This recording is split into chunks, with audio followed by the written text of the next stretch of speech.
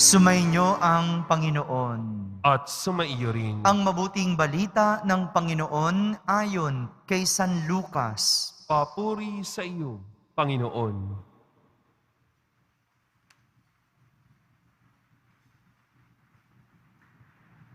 Noong panahong iyon, naghahari sa mga tao ang pananabik sa pagdating ng Mesiyas.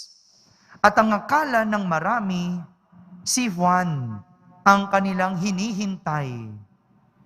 Kaya't sinabi ni Juan sa kanila, "Binibinyagan ko kayo sa tubig, ngunit ang darating na kasunod ko ang magbibinyag sa inyo sa Espiritu Santo at sa apoy.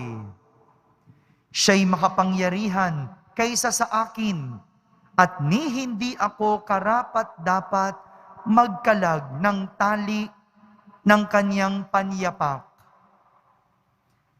Nabinyagan na noon ang lahat ng tao. Ganon din si Jesus.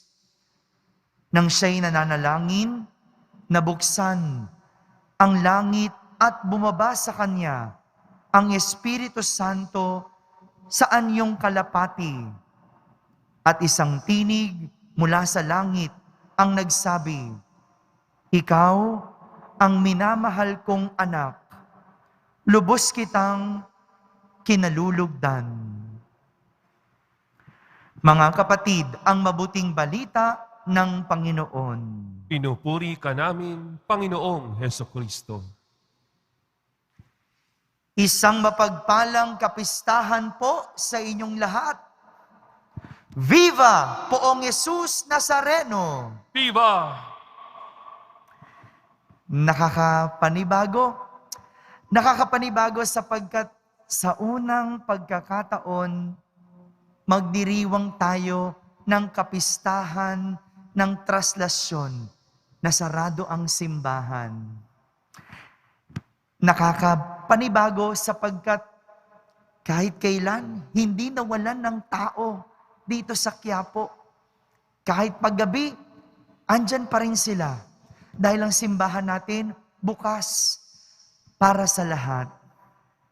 Ganun man, para sa kaligtasan ng lahat, sinusunod natin ang mga patakarang ito. Pansamantala munang isasara natin ang simbahan. Kaya naman, ang sarap na lang magbalik tanaw. Magbalik tanaw sa pinagdiriwang nating kapistahan. Ang kapistahan ng traslasyon ng Poong Jesus Nazareno. Taong 1787, sa parehas na araw at petsa, Enero 9, inilipat ang imahe ng Poong Jesus Nazareno mula sa lumang simbahan nito, diyan sa may Luneta, papunta sa bagong simbahan dito sa Quiapo, sa ilalim ng titulo ni San Juan Bautista.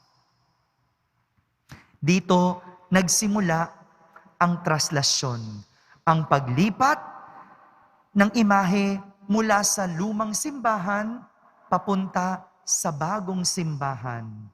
Sa mga nakalipas na taon, halos isang araw ang ginugugol para matapos ang prosesyon. Tulong-tulong ang lahat, itinutulak ang andas mula Quirino Grandstand, pabalik ng simbahan dito sa Quiapo. Ito po ang traslasyon, ang paglipat ng imahe mula sa lumang simbahan papuntang bago. Sa mga deboto, naiintindihan namin ang inyong nararamdaman. Sa mga debotong malungkot ngayong kapistahan, naiintindihan po namin. Sapagkat alam ko, itong inyong nakasanayan at nakagawian. Sa mga maraming pumupunta dito sa Quiapo, alam ko, nararamdaman ko ang inyong sentimiento. Kaya naman, kahit malungkot, meron pa ring dahilan para magsaya. At ito ang ating pagninilayan sa pagdiriwang natin ngayon.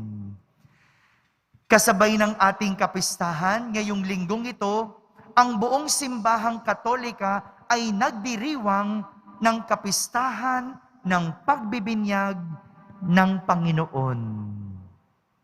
Pagbibinyag. Ayon sa ating katesismo, ang binyag ay nagbubunga ng paglilinis mula sa lahat ng kasalanan at ng panibagong pagsilang sa bagong buhay sa Espiritu. Sa binyag, nalilinis ang ating mga kasalanan at tayo ay binubuhay ng panibagong buhay sa Espiritu. Ito po yung tinutukoy ng Panginoon na klase ng pagbibinyag ng kanyang piniling lingkod na siyang ipinahayag ni Propeta Isaías sa ating unang pagbasa.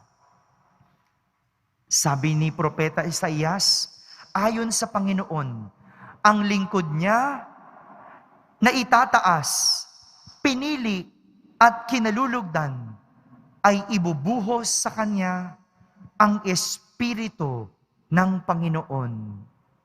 At sa mga bansa, siya ay magpapairal ng katarungan. Ganito inilarawan ang hinirang ng Panginoon. Siya at sa kanya ibinuhos ang Espiritu ng Panginoon. Samantala, itong hinirang, itong lingkod na tinutukoy ng Panginoon sa ating unang pagbasa, siya namang pinangalanan sa ating ikalawang pagbasa. Si Jesus na taga Nazaret o si Jesus Nazareno ang pinagkalooban ng Espiritu Santo at kapangyarihan bilang katunayan na siya ang hinirang. Samantala, sa ating ebanghelyo, si Juan Bautista naman, itinama niya yung mga pag-iisip ng mga tao dahil ang akala nila, siya, si Juan, ang iniintay nilang Mesiyas. Ngunit malinaw na sinabi ni Juan, hindi siya ang Mesiyas. Sapagkat sabi niya, binibinyagan ko kayo sa tubig, ngunit ang kasunod ko, ang magbibinyag sa inyo, sa Espiritu at apoy. Siya ay makapangyarihan kaysa sa akin. Mga kapatid, ito po ang pagbibinyag. Ang pagtanggap sa Espiritu Santo na mula kay Jesus na siyang ipinadala para ang lahat ay maligtas. Tayo ay nagiging kaisa ng Diyos bilang isang pamilya at si Jesus bilang ating kapatid. Kung kaya't sa binyag, tayo ay nagiging magkapamilya. Tayo ay nagiging kapamilya ng Diyos. At dahil dito, tayo ay nagiging makadiyos.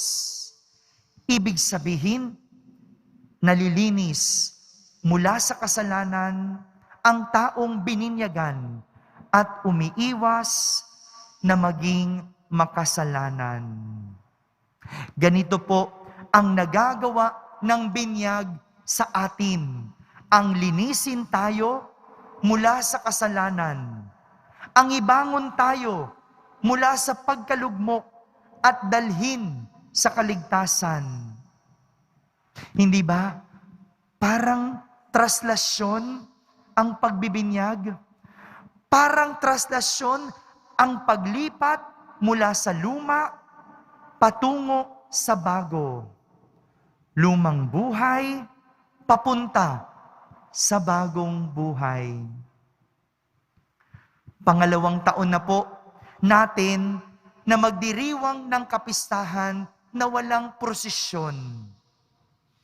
Ngayon naman, sarado pa ang simbahan. Ngunit, hindi tayo humihinto sa pagdiriwang ng kapistahan dahil ang prosesyon at simbahan ay parte lang ng selebrasyon. Hindi po ang mga ito ang kabuuan at kahulugan ng ating pagdiriwang. Dahil ang tunay nating ipinagdiriwang ay ang mga deboto, ang milyong-milyong deboto na nagsimulang iwan ang kanilang lumang buhay at nagbago. Ito po yung ating ikinasisiya sa kapistahan ng traslasyon, ang pag-iwan ng mga deboto sa lumang buhay patungo sa bagong buhay. Ito po ang tunay na traslasyon, ang pagbabago, ang pag-iwan sa makasalanang buhay, kung kaya't hindi man maidaos ang prosesyon at sarado man ang ating simbahan, hindi po ito kailanman magiging hadlang para ang lahat ay hindi makapagdiwang. Hindi ito magiging hadlang. Wala mang prosesyon, sarado man ang simbahan, tayo ay patuloy na magdidiwang. Sa lahat ng mga deboto, sabay-sabay nating iwan ang ating lumang buhay at tayo'y tumungo sa bagong buhay. Dahil ito ang tunay na traslasyon. Ito ang traslasyon ng ating buhay. Ang paglimot, pag-iwan sa makasalanan at lumang buhay, papunta at patungo sa bago at maligtas na buhay. Maligayang Pasko po sa inyong lahat. Viva Poong Jesus Nazareno! Viva!